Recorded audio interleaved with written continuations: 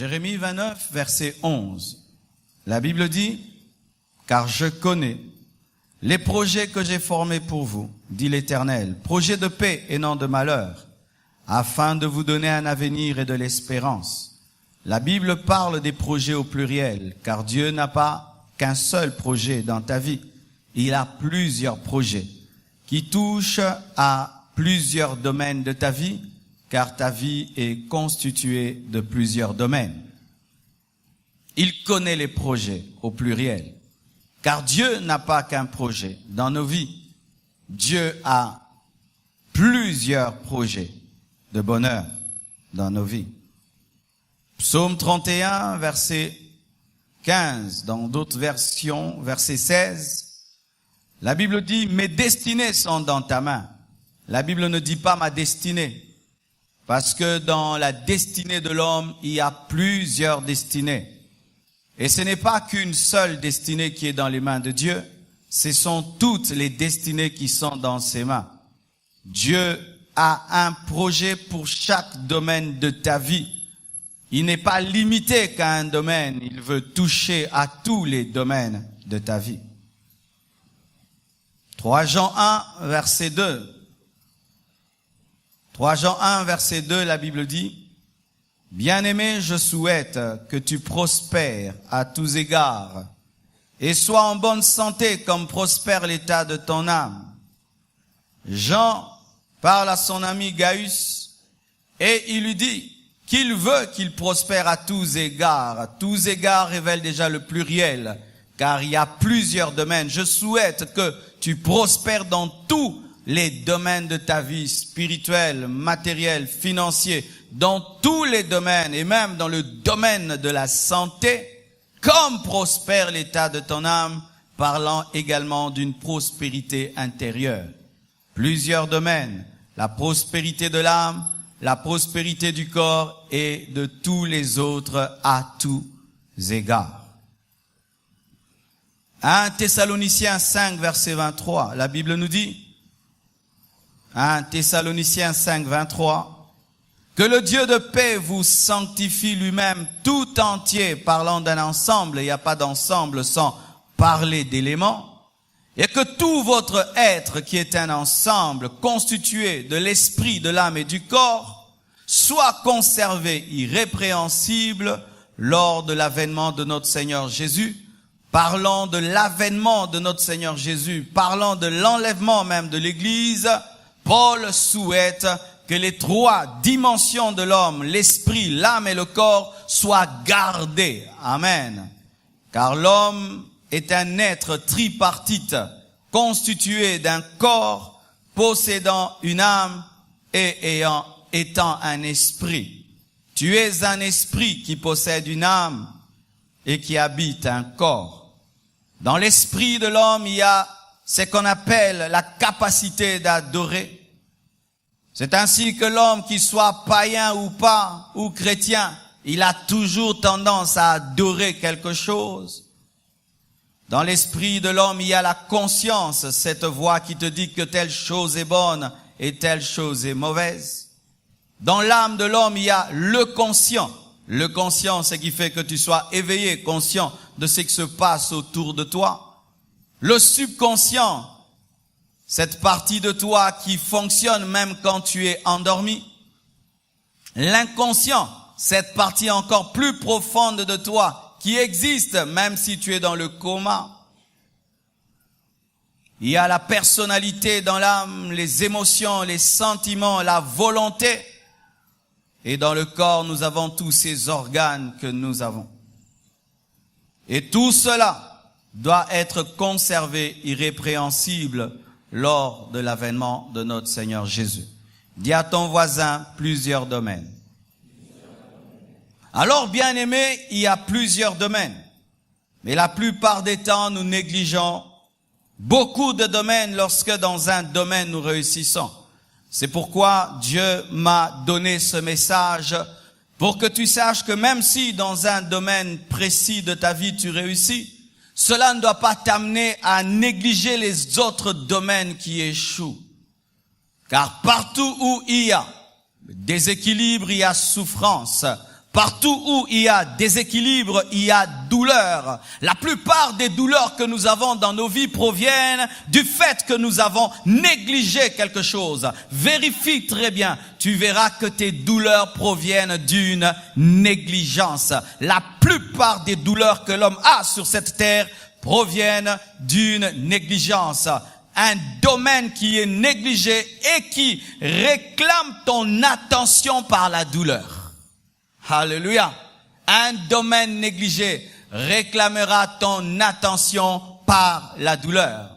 Dieu crée le premier jour, il dit c'est bon. Il crée le deuxième jour, il dit c'est bon. C'est seulement le sixième jour, lorsqu'il crée l'homme et la femme, qu'il atteint la perfection, qu'il atteint l'équilibre dans la création. Car s'il créait un univers sans un maître de cet univers, l'homme, ce serait un déséquilibre. C'est seulement lorsqu'il crée l'homme et la femme qu'il dit que c'est très bon. Dieu ne s'est pas contenté de créer le ciel. Il ne s'est pas contenté de créer la terre. Il ne s'est pas contenté de créer le soleil. Il ne s'est pas contenté de créer la lune. Mais lorsqu'il a créé toutes ces choses et qu'il a créé l'homme, c'est alors qu'il est allé dans le repos, car là, c'était accompli.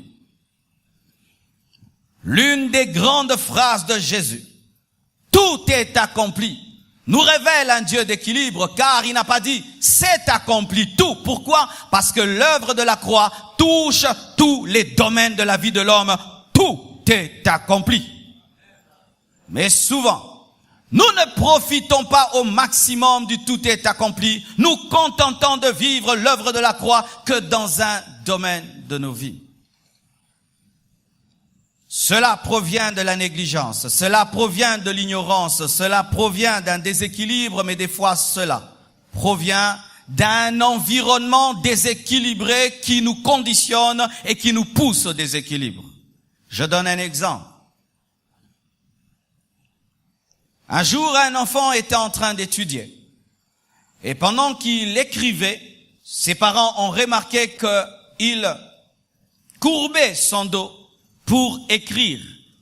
Et puis les parents viennent et lui posent la question, pourquoi tu écris ainsi? Et puis l'enfant répond, il dit, c'est pour avoir une belle écriture. Pourquoi?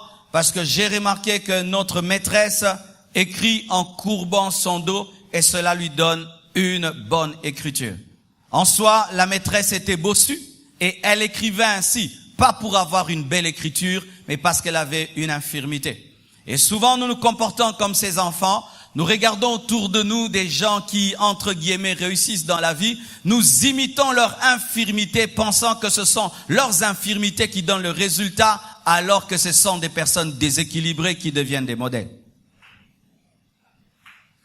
Des fois, nous utilisons aussi l'esprit de l'autruche, la politique de l'autruche. L'autruche, qu'est-ce que l'autruche fait?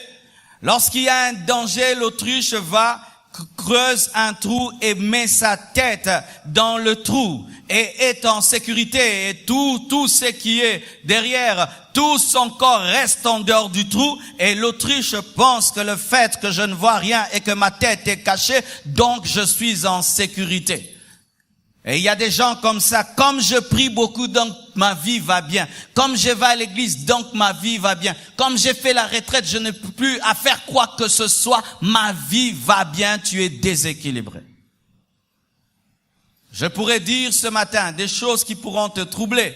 Et peut-être aujourd'hui t'enlever un peu ta fausse paix, car une paix qui demeure malgré le déséquilibre est une fausse paix qu'il faut ravir afin que tu cherches la vraie paix qui provient de l'équilibre. J'ai observé 10 déséquilibres dans l'Église et dans les chrétiens. Tout d'abord, un déséquilibre entre l'âme et l'esprit. Je vous ai dit que l'âme, c'est le siège de l'intelligence, de la raison, de l'intelligence, de la raison. L'esprit, le siège de notre adoration, de notre spiritualité. Et des fois, il y a un déséquilibre entre notre intellect et notre esprit. Qu'est-ce qui arrive? Des fois, nous nous donnons beaucoup à être très intelligents, mais à ne pas être spirituels. Et vous allez voir des personnes qui maîtrisent des livres de droit, mais qui n'ont aucun verset biblique dans la tête. Vous allez voir des personnes très très intelligentes, mais qui ne vont même pas comprendre ma prédication. Des personnes qui sont capables de mémoriser des syllabus et des syllabus, mais qui après ce culte, si on leur pose la question, qu'est-ce que le pasteur a dit, ils n'ont absolument rien retenu. Pourquoi? Parce que on développe l'âme, mais on néglige l'esprit. Il est le premier de sa classe, mais ici à l'église, il est même incapable de donner un enseignement de 5 minutes. C'est un super homme, un homme intelligent, mais il est incapable de défendre la doctrine de Jésus. Très intelligent dans ce qui est du monde. Beaucoup de diplômes, mais il n'a même pas été baptisé. Il n'est même pas aux affermissements à l'église. Il est incapable de suivre même des affermissements à l'église, mais il a 4 diplômes. Un déséquilibre. Un jour, un professeur d'université est venu à l'église. C'est vraiment parmi les hommes intelligents que j'ai rencontrés dans ma vie. Et je l'ai invité un jour, et il a écouté la parole. Et vous savez, il m'a suivi, il a dit, Marcelo, je n'ai rien compris. Il n'a rien compris à ce que j'ai dit, mais je vous dis, quand il vous explique le droit et la politique, quel génie, mais il est incapable de comprendre ce que les enfants de l'Écodime peuvent comprendre. Si c'est ton cas, tu es déséquilibré. Et j'aimerais te dire que tes diplômes ne servent à rien. Si tu n'as que l'intelligence de ce monde, mais tu n'as aucune intelligence dans le domaine spirituel, ton intelligence ne te sert à rien. C'est lorsque vous remarquez un grand médecin, mais qui est fumeur, un grand médecin qui est coureur de jupons, alors qu'il sait tout sur les microbes, il maîtrise tout sur les virus, mais il ne maîtrise rien sur la maîtrise de soi. Mais encore un autre déséquilibre. Il y a d'autres maintenant qui, à cause de l'esprit, ne prennent pas soin de leur intelligence. C'est l'une des maladies que j'ai remarquées quand je suis venu à l'église. J'étais un étudiant très studieux. J'étudiais sérieusement, de sorte que des fois je mettais mes pieds dans l'eau pour mémoriser un cours. Mais quand je suis venu à l'église, autour de moi, j'ai rencontré ce qu'on appelait en ce temps-là les TTS, trop spirituels. Les TTS étaient là pour te décourager quand tu étudies. Quand tu disparais un tout petit peu parce que tu as un examen, ils te culpabilisent. Tu étudies trop. Et ils te donnent même des versets. Trop d'études, c'est mauvais pour la santé. Ce sont ces personnes qui, avant de connaître Christ, étaient vraiment studieuses. Mais depuis que tu as cru en Jésus, tu échoues et tu as des 0 sur 10 et tu cries gloire à Dieu. Il n'y a aucune gloire à Dieu dans tes 0 sur 10.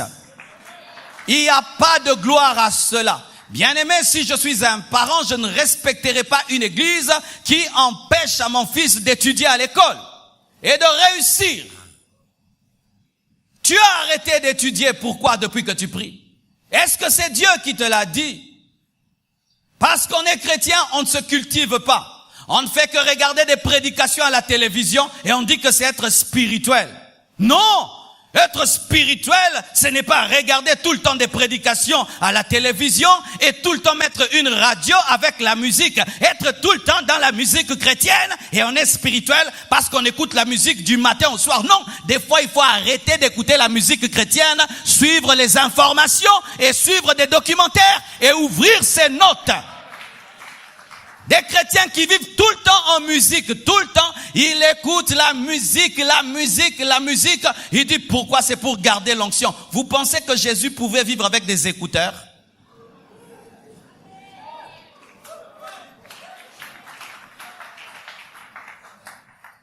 Jamais concentré sur la culture. Bien-aimé, lorsque Dieu t'envoie vers un peuple, tu dois maîtriser sa culture. Lorsque Dieu t'envoie un peuple, tu dois maîtriser sa langue. Pourquoi jamais je ne reçois des invitations des églises anglophones? Parce que je ne connais pas l'anglais. Le fait que je ne connais pas l'anglais limite mon ministère. C'est ma part à moi d'apprendre l'anglais. Ce n'est pas la part du Saint-Esprit de me donner l'anglais. Ainsi, en négligeant l'anglais, il y a des pays vers lesquels je ne serai jamais envoyé parce que je ne connais pas l'anglais. Mon frère, ma sœur, j'ai remarqué dans l'église des gens très intelligents.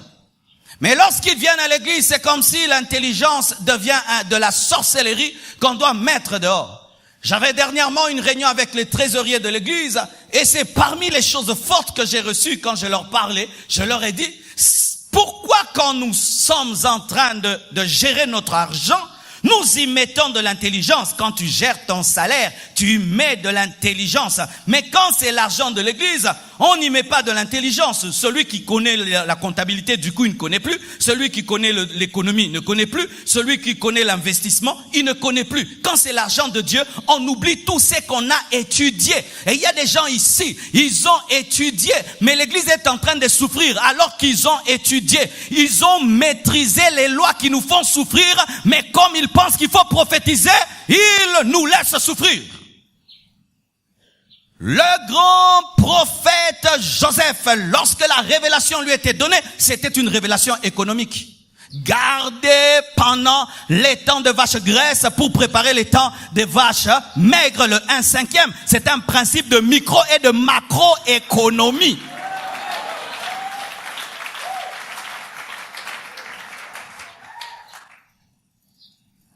Bien-aimés frères et sœurs, étudiez. Remplissez votre tête de connaissances. Soyez intelligents aussi selon ce monde. Et intelligents selon Dieu. Qui est le plus grand apôtre de Jésus-Christ? C'est un intellectuel. Qui est le plus grand prophète de l'Ancien Testament? Un intellectuel. Moïse, le plus grand de l'Ancien Testament. Paul, le plus grand du Nouveau Testament. Mais à l'église, quand tu es très intelligent, tu es charnel. Frère Obamael et Leka, Zoua. Jalousie. Ne sois jamais dilué par des personnes qui insultent ton intelligence. Pendant que toi, tu te donnais être sérieux aux études, lui, il jouait au football, il négligeait ses études. Et maintenant que Dieu t'a permis d'avoir cette tête bien faite, ce n'est pas lui qui va venir rabaisser des années de discipline.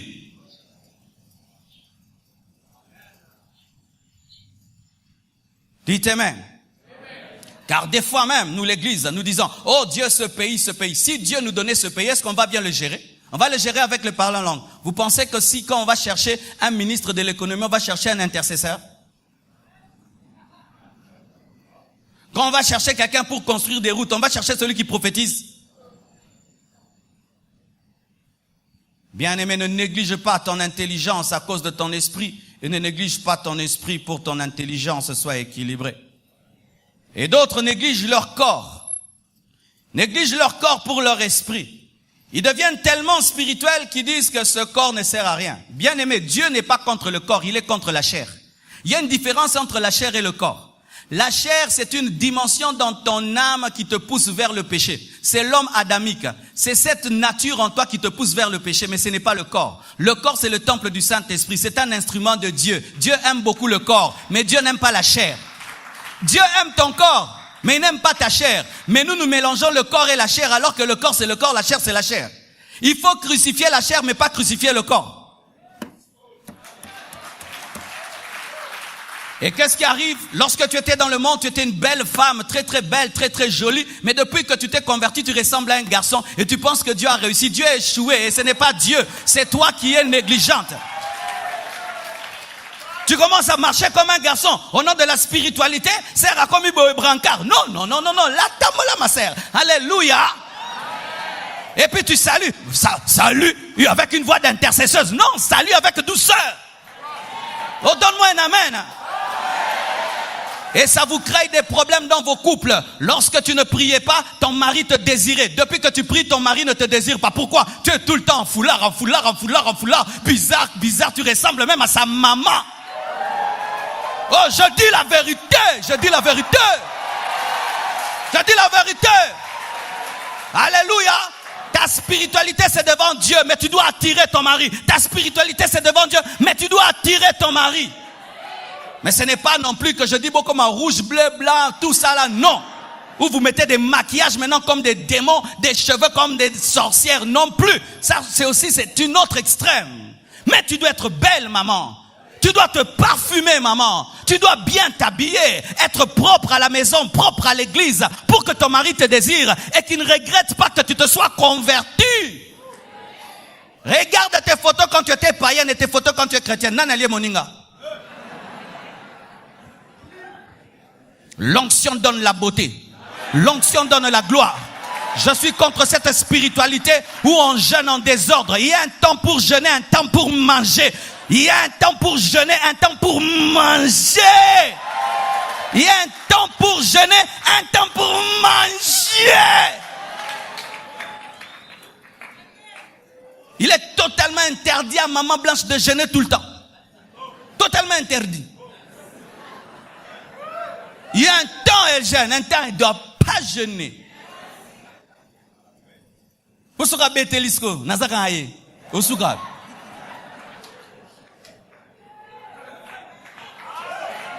Give me amen. Oui.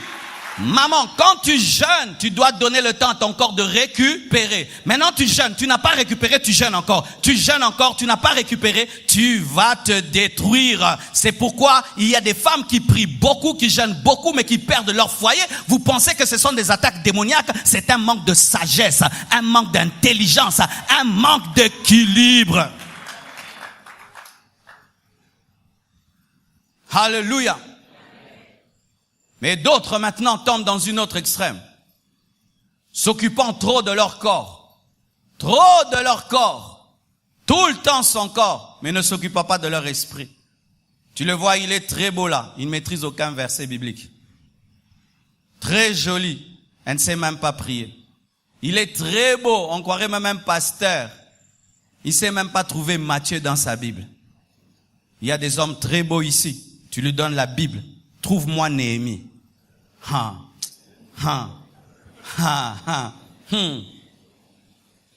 Tu dis, trouve-moi seulement Josué dans la Bible. Il est beau, en cravate, parfumé, beau. Trouve, il ne trouvera pas. Il est trop dans son corps, dans son apparence extérieure. Et des fois maintenant, même les femmes dans les églises tombent dans ce piège. Vous prenez tellement soin de vos corps, mais vous ne prenez pas soin de vos cœurs. Vous prenez tellement soin de vos corps, vous oubliez de travailler votre caractère. Et des fois même vous dites, mais mon mari, je suis une belle femme, je suis une jolie femme, mais pourquoi mon mari cela? Mais parce que bien aimé, le caractère est plus que le corps, même si le corps est important, le caractère est plus important que le corps.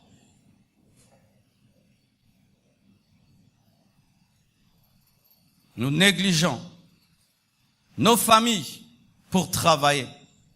Cela arrivait en Europe, mais aujourd'hui même dans nos pays africains, nous avons maintenant des Congolais qui vivent comme des Européens. Avec la mondialisation, d'ici là, nous aurons la même culture. Et nous avons maintenant de plus en plus des pères, des mères qui ne font que travailler mais qui n'ont pas le temps pour leurs enfants. Qui font que travailler mais qui n'ont pas le temps pour leurs femmes. Ramenant le salaire, certes, mais ne donnant jamais leur présence. Vos enfants ont besoin de jouer avec vous. Ils ont besoin de voir papa. Ils ont besoin de voir maman. Il nous arrive des fois d'être dans la chambre en train de causer. Et vous voyez, les enfants viennent, frappent à la porte et regardent. Vous êtes là, oui, et ils partent. Et puis on leur dit, pourquoi vous faites ça? On veut seulement se rassurer que vous êtes là. Ça donne la paix aux enfants de savoir que papa et maman sont là. Mais toujours parti. Et tu achètes des choses et tu donnes des choses à tes enfants. Mais quand l'enfant veut jouer avec toi, veut blaguer avec toi, tu es toujours parti. Et nous créons des foyers dysfonctionnels et déséquilibrés. Pour ceux qui ont des enfants, je vous assure, à chaque découverte, l'enfant revient vers toi pour te dire ce qu'il a découvert. Ils viennent même, papa, maintenant je sais faire ça. Je sais maintenant faire ça. Hein, oui, les enfants, maintenant je fais ça. Je peux faire ça. Il revient. J'ai découvert maintenant, je peux faire ça. Et puis tu fais avec lui. Il est content. Papa sait maintenant qu'il sait faire. Maintenant quand il veut te dire, papa, je peux faire. Toi, tu n'es jamais là. Tu n'es jamais là. Tu n'es jamais là. Et un jour, tu veux devenir l'ami de tes enfants, mais c'est trop tard. Ils n'ont plus le temps de te chercher, car tes enfants ne te chercheront pas toujours. abandonnant les femmes à la maison, le boulot. Aujourd'hui, les femmes commencent même à tromper leur mari. Des choses qui n'arrivaient pas en Afrique. Les femmes africaines commencent aussi à tromper leur mari. Le mari, tout le temps, le boulot, mais ne sait pas satisfaire sa femme, ne sait pas combler sa femme. Revenons toujours fatigués avec l'argent, fatigués avec des cadeaux, fatigués avec l'argent des cadeaux. Mais bien aimés, j'aimerais vous dire que ça ne comble pas une femme. Et arrêtez de vous cacher derrière votre argent. Arrêtez de vous cacher derrière les cadeaux. Soyez des hommes. Oui, c'est de l'escroquerie. Rosalé sur l'ôté, kabakado, kambon. Olaka kiwana.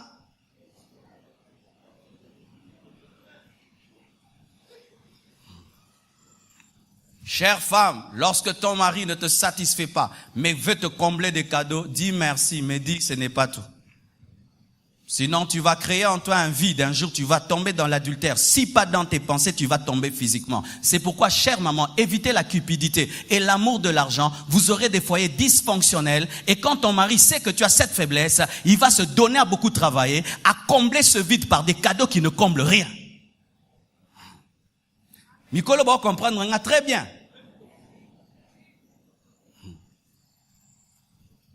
Et d'autres, au nom de la famille, négligent le travail. Bien-aimé, c'est vrai que tu aimes ta famille, mais si tu veux commencer une entreprise, tu n'es pas obligé d'engager tes frères et sœurs. Au nom de la famille, nous engageons même les incompétents. Au nom de la famille, nous gardons des personnes qui sont en train de ruiner notre travail. Si lorsque tu as une entreprise, tu as engagé un frère, tu as engagé une sœur, mais qui détruit ton entreprise, il faut l'enlever. Tu n'es pas obligé de continuer à travailler avec ton frère, avec ta sœur, quand il ruine ton entreprise. C'est pourquoi les entreprises en Afrique tombent, parce que nous choisissons nos frères sans tenir compte de leurs compétences. Si là, moi, on m'engage, on me dit, pasteur, deviens ceci, je dirais, non, kokate, memalo sambo.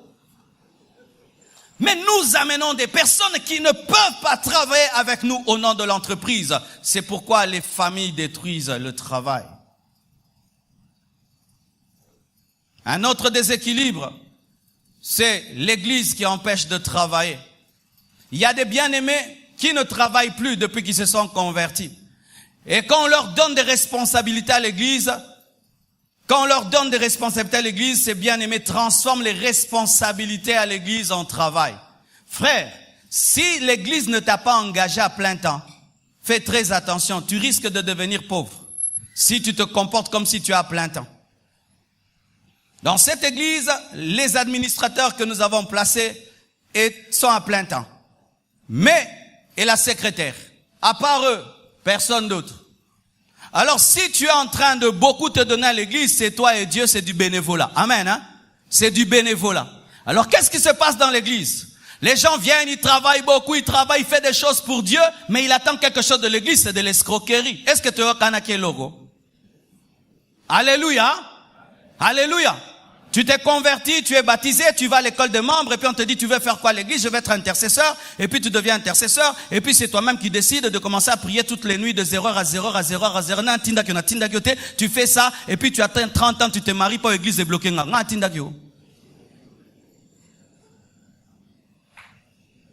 C'est pourquoi je suis contre ces églises qui établissent des programmes qui empêchent à leurs fidèles de travailler. Et personne dans cette église ne peut dire que l'église Compassion m'empêche de travailler. Nous avons des cultes de 2 heures du temps ou maximum 2h30. Et nous commençons nos cultes le soir de 16h30 à 19h30, attendant que vous travaillez d'abord et que vous veniez à l'église. Alors s'il y a quelqu'un qui dira que l'église m'a empêché de travailler, au cosit au pesakio temps au salle. Alléluia.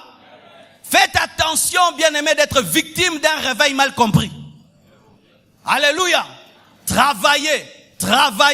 Même si tu sens l'onction, même si tu sens la puissance, bien-aimé, travaille. Et si tu as dit que je ne fais plus rien, mais que l'église n'est pas au courant, c'est entre toi et Dieu, tu ne dois pas nous rendre responsables de tes décisions avec Dieu. Alléluia. Travaillez. venir à l'église ne doit pas nous empêcher de travailler. Car de plus en plus, vous allez voir les étudiants et les jeunes, quand ils viennent à l'église et ils sentent l'onction de Dieu, du coup ils disent que Dieu m'a dit de ne plus rien faire. Bien aimés frères et sœurs, Dieu ne nous a pas tous appelés à être des pasteurs. Amen. Je vais répéter ça. Vraiment, Dieu ne nous a pas tous appelés à être pasteurs. Et ce n'est pas parce que tu sais prêcher que tu dois être pasteur. Bien prêcher, ça peut être une grâce de Dieu sur toi. Mais tu peux faire aussi autre chose. Mais si tu viens à l'école du ministère, tu dois tout abandonner. Si tu te distingues spirituellement, tu dois commencer à prêcher et ne rien faire que cela. Faites très attention. Nous allons créer des ministères qui n'existent pas et que des personnes que Dieu n'a pas appelées à le servir. On sert Dieu parce que Dieu t'a appelé, parce qu'il t'a parlé. On ne sert pas Dieu parce qu'on sait prêcher, parce qu'on connaît des versets, parce qu'on connaît la Bible, parce qu'on a des responsabilités à l'église. Il faut que Dieu te parle. Il faut que Dieu te donne un mandat. Alléluia.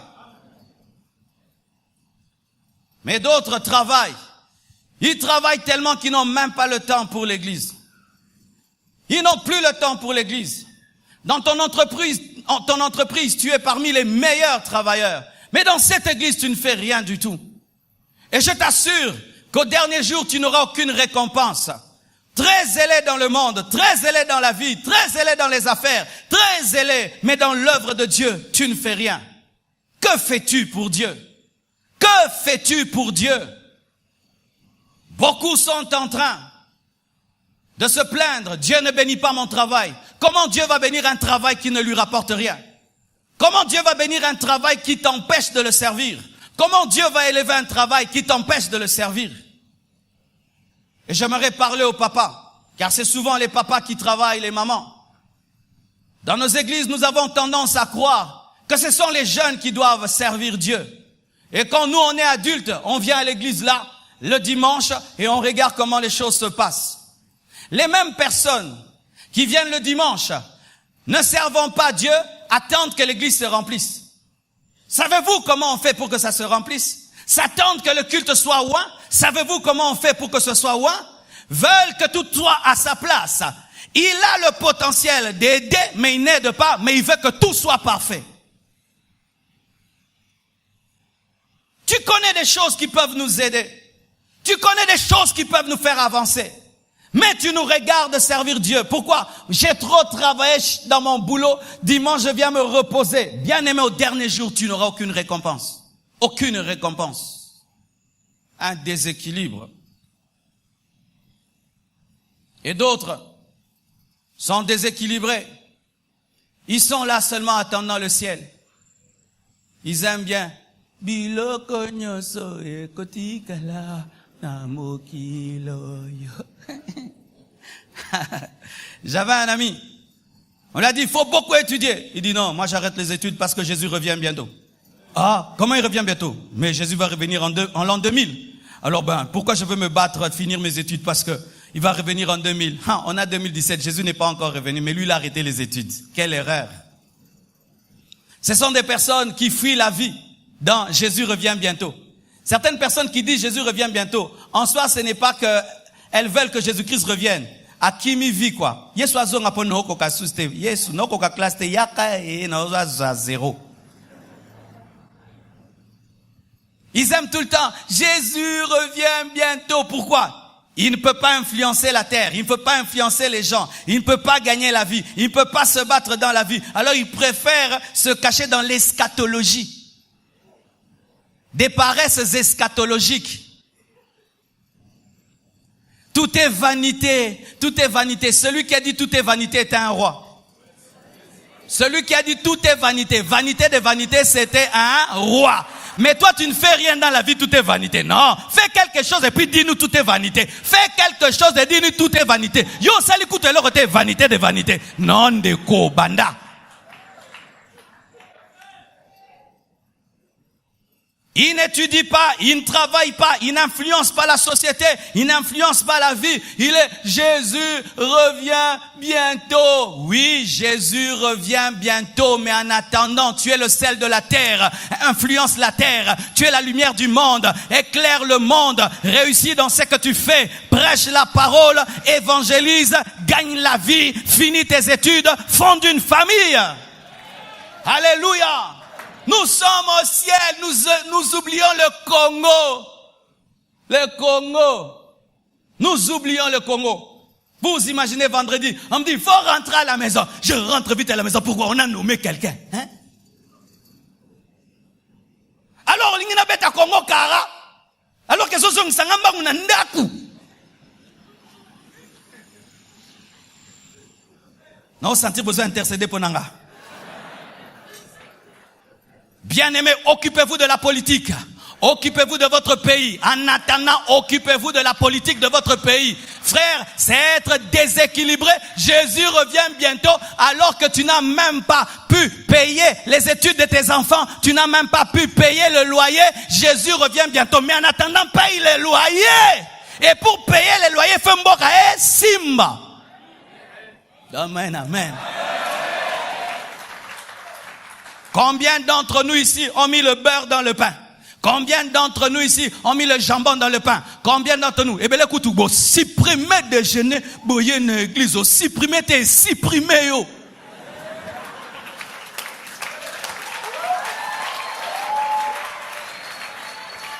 Alléluia. Il y a des actions de grâce qu'on les fait. Dieu sait que ça vient du Congo. Nous avons une commission pour le nazi déjeuner. Oh, petit Congo. Amen, amen. Dans d'autres pays, quand on donne aux enfants la nourriture, ils disent, je ne vais pas manger, je ne vais pas manger. Dans notre pays, ajoute encore, je ne suis pas rassasié. Quand on était des enfants, n'est-ce pas, que quand tu fais trop le gourmand, qu'est-ce qu'on nous faisait? Quittez tous la table. Il va finir toute la nourriture. Et qu'est-ce qu'on faisait? On pleure. Non, papa. Non, papa. Il va tout finir. Il va tout finir. Quittez toute la table. Non, papa. Non, papa. Maintenant. Dis. Quittez tous la table. Oh, gloire à Dieu.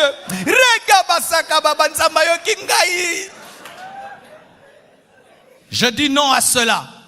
Je dis non à cela. Ce n'est pas parce que j'attends le ciel que je ne veux pas le bonheur dans mon pays. Ce n'est pas parce que j'attends le ciel que je ne veux pas le bonheur dans ma nation. Parce que si je vous prêche le ciel, mais je ne vous prêche pas de développer votre pays, vous irez au ciel mon cargo. Donne-moi la main, je vais prêcher. Je vais t'expliquer. Imagine, tu finis tes études directement une bourse pour aller encore étudier quelque part, et puis il y a un travail qui t'attend. Oui, tu vas, ça sera plus facile, mais tu finis tes études, tu dois encore chercher, pendant 10 ans, tu n'as pas trouvé le travail. Tu vois le stress que ça te fait? Certains vont au ciel en cargo, il n'y a rien. Mais d'autres vont en troisième, première classe. Moi, j'aimerais que tu ailles en première classe. On finit de prêcher et même tu entres dans ta voiture, tu démarres, tu prends tes enfants, tu rentres à la maison. Que ozonga moye beti wewa et bois qu'il y mai sikoyo ufinga tu finga te monezo kimiso ba epakolami. Voici. Combien de frères ici ne sont pas mariés? Levez les mains. Est-ce que posande zangi tombongo mutezangi? Est-ce que ça posande zangi tombongo? Si kotango zozanga mbongo, n'est-ce pas kozo kwea? Au moins que bobole so sumikisa yo.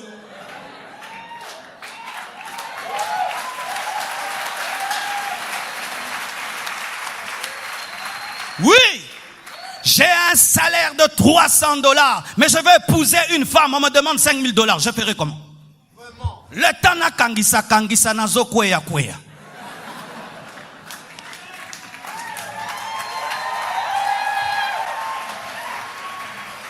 Oh Dieu, change mon pays. Même si je vais au ciel. Mais d'autres maintenant ils tombent dans le piège.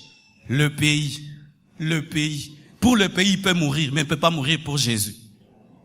Pour le pays, il peut se tuer. Il peut se tuer pour un politicien, mais il ne peut pas mourir pour Jésus. Un déséquilibre.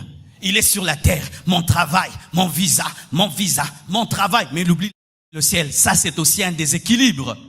La priorité de Dieu, c'est le royaume de Dieu. Le reste, c'est l'en entendant. Mais tu dois savoir que ce qui est prioritaire, c'est ta destinée éternelle. Entre le ciel et la terre, je choisis le ciel. Et comme je suis sur la terre, j'influence la terre. Mais ce qui est plus important, c'est le ciel. N'oubliez jamais votre éternité. Même quand vous poursuivez des rêves pour votre nation. Vous poursuivez des rêves pour vos vies, pour vos familles. Il y a plus important que cela. L'éternité en Jésus. Et d'autres tombent dans le déséquilibre où ils n'ont que faire de la communion avec les hommes. Ce qui est important pour eux, c'est Dieu. Ce sont des personnes qui blessent les autres, qui négligent les autres, mais qui disent, moi c'est seulement Dieu. Mais étudions nos vies, mes frères. Pour venir sur cette terre, Dieu est passé par un homme. C'est une femme qui t'a accouché. C'est un homme qui a payé la layette. C'est un homme qui a payé tes études. Et tu épouses un homme. Et vous avez des hommes, mais toi tu n'as pas besoin des hommes. Le jour de ta mort, c'est un homme qui va t'enterrer. Ce sont des hommes qui vont te pleurer. Qui le jour de sa mort va s'enterrer lui-même. Maintenant tu boudes tout le monde. Toi tu n'as besoin de personne. Moi j'ai besoin de personne. Je fais ma vie comme je veux. Moi j'ai une intimité avec Dieu. Un déséquilibre. Alors que Dieu passe par des hommes pour faire 99% de ce qu'il fait dans nos vies. Mais d'autres encore maintenant tombent dans un piège. Les hommes ont tellement de place dans leur vie qu'ils ne croient même pas en Dieu. Quand il a besoin de quelque chose, au lieu de penser à Dieu, il pense à quelqu'un qui va lui donner. Quand il a un problème, au lieu d'aller auprès de Dieu, d'abord les hommes.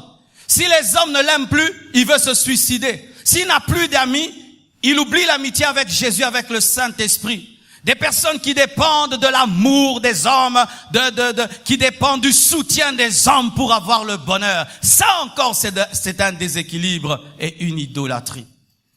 Tu dois atteindre le niveau où tu comptes sur Dieu plus que tout, mais tu respectes la place des humains dans ta vie. Et si les humains ne te donnent pas l'amour de Dieu te suffit. Mais même si tu as l'amour de Dieu, tu aimes aussi recevoir l'amour des hommes. Ça, c'est la sagesse. Ça, c'est l'équilibre.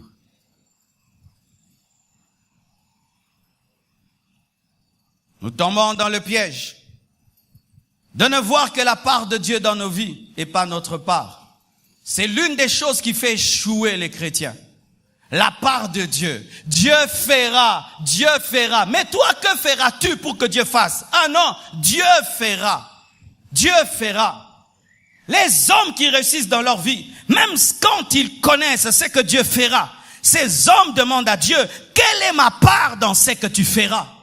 Car lorsque Dieu dit à Abraham, je rendrai ton nom grand, sa part aussi c'est quitter sa patrie. Sa part aussi c'est de donner Isaac. Sa part aussi c'est de marcher. Sa part aussi c'est de marcher devant Dieu. Nzamba kosala. Ça nous tue même dans ce pays.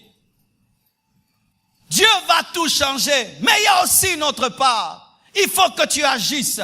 Il faut que tu assumes tes responsabilités. Il faut que tu marches dans la sainteté, que tu marches dans la crainte de Dieu, que tu marches dans l'obéissance. Une prophétie peut être grande, mais rate de s'accomplir parce que l'homme qui l'a reçu n'a pas marché selon Dieu.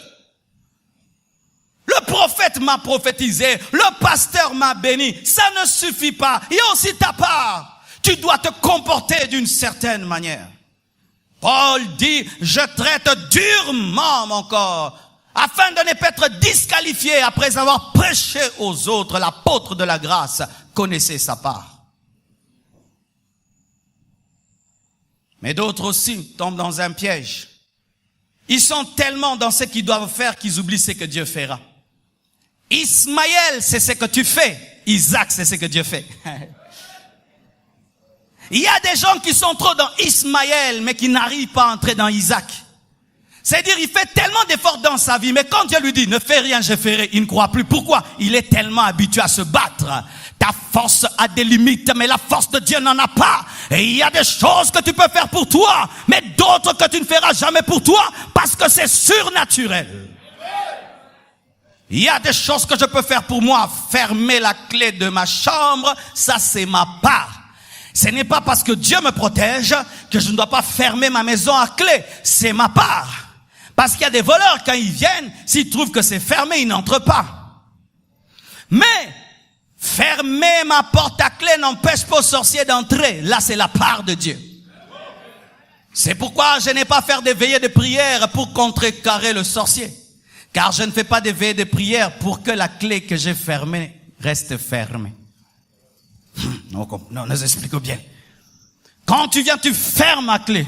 Tu dors, n'est-ce pas? Tu sais que l'action que tu as posée fermera. Tu ne vas pas veiller sur la porte car tu l'as déjà fermée à clé. Pareil aussi, quand je dis à Dieu, protège-moi toute la nuit, je dors parce que j'ai fermé à clé spirituellement. Et je n'ai pas à veiller pour qu'il me protège.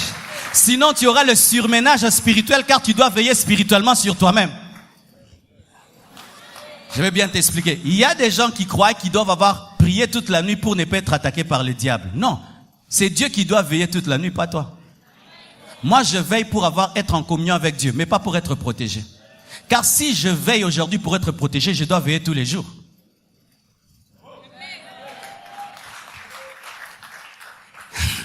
Les démons t'attaquent. Résolution. Veillez de prière. Non. Les démons t'attaquent. Est-ce qu'il y a des portes d'entrée dans ma vie? Non. Le prince de ce monde vient, mais il n'y a rien de lui en moi. Ok, Seigneur, j'enlève tout péché dans ma vie au nom de Jésus, pardonne-moi. La foi, le bouclier. Père, je crois que ton sang me protège et me garde. Et je dors en toi. Amen. Amen. Amen. Mais si tu dois veiller de 0h à 6h pour veiller sur toi-même, tu vas le faire pendant toute ta vie. C'est pourquoi lorsque vous allez au boulot, vous dormez. Les chrétiens deviennent des mauvais travailleurs parce qu'ils ne dorment pas. Soki musali no ala la raté, akosala ndenge nini na tongo. Et pour parvenir à dormir, il faut parvenir à entrer dans la foi où Dieu fait et te garde. Et tu fais des veillées exceptionnellement parce que l'esprit te conduit. Mais si toute ta vie ce sont des veillées de prière, quand est-ce que même tu auras le temps pour ta femme? C'est pourquoi il y a des femmes qui n'aiment pas épouser des hommes de prière parce qu'ils sont déséquilibrés. AVA, CAC.